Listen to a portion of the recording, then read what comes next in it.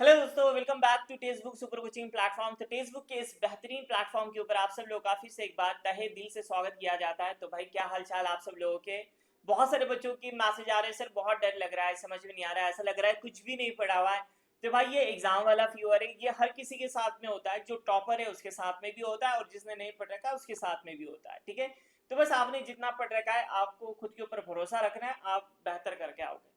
लेकिन कुछ इंपॉर्टेंट सवाल, कुछ ऐसे सवाल जो बच्चों के मन में आते हैं और बहुत सारे बच्चों ने पूछा भी, इसलिए मुझे लगता है कि इसके ऊपर वीडियो बनना चाहिए था। तो ये सवाल, ये आपके लिए इसका जवाब जानना बहुत ज़्यादा ज़रूरी है, ये आपको डेफिनेटली हेल्प करेगा। ठीक है, पहला सवाल ये था कि क्या एग्जाम में डबल रफ शीट आपको दिया जाएगा। तो देखो, एग्जाम में ना आपको A4 साइज का एक जेरोक्स पेपर दिया जाता है, वही रफ शीट होता है यहाँ पर। CSIR में गेट में एक पर्टिकुलर बुक होती है, उनका भाई बहुत अच्छी चीज़ें होती है, मतलब उसके अंदर 4 5 6 पेजेस आपको मिल जाती है और एक बुक की तरह दिखती है। तो मुझे लगता है CSIR नेट ने भी उसे इम्प्लीमेंट में लाना चाहिए। चलो खैर, यहाँ पर बस आपको एक A4 साइज रफ शीट दिया जाएगा। लेकिन जब आपकी A4 साइज जो एक रफ शीट है, अगर वो आपकी पूरी कंप्लीट हो जाए, आपको अगर एक्स्ट्रा रफ शीट चाहिए, पहली आपको सबमिट कराना पड़ेगी, तभी जाके आपको दूसरी मिलेगी। ठीक है, पहले आपकी रफशीट जो है सबमिट कराना पड़ेगी, तभी जाके आपको दूसरी रफशीट मिलेंगी। ऐसा नहीं होगा कि एट ए टाइम आपको दोनों के दोनों रफशीट, दोनों पेपर आपको मिल जाए। ठीक है, मुझे ये बिल्कुल गलत लगता है, क्योंकि बहुत सारी चीजें जो पहली रफशीट के ऊपर हमारे इंपॉर्टेंट मैकेनिज्म है, ट्रिक्स है, क्वेश्चन है, ये क्वेश्चन रह गया, ये क्वेश्चन का आंसर मोस्ट प्रोबेबली है, बहुत सारी चीजें हम लिखते हैं, क्योंकि बाकी तो कहाँ पर नहीं लिख सकते।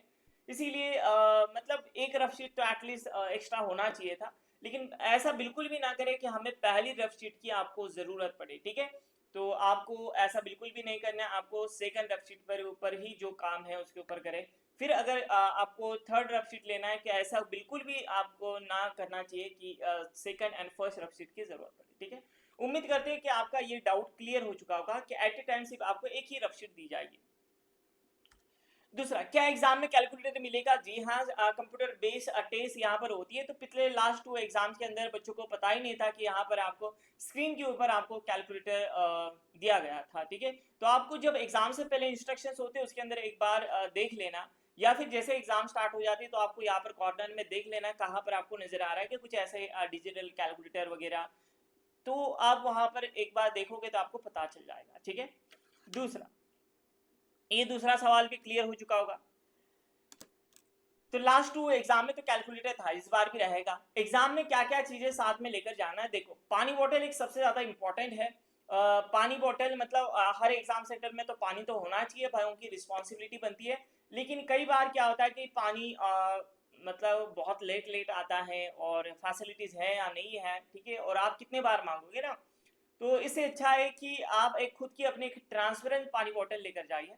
ठीक है, ये पहली बात। दूसरा, वैलिड आईडी प्रूफ होना चाहिए, मतलब आधार कार्ड, वोटिंग कार्ड या फिर पैन कार्ड। ठीक है, ऐसे वैलिड आईडी होना चाहिए।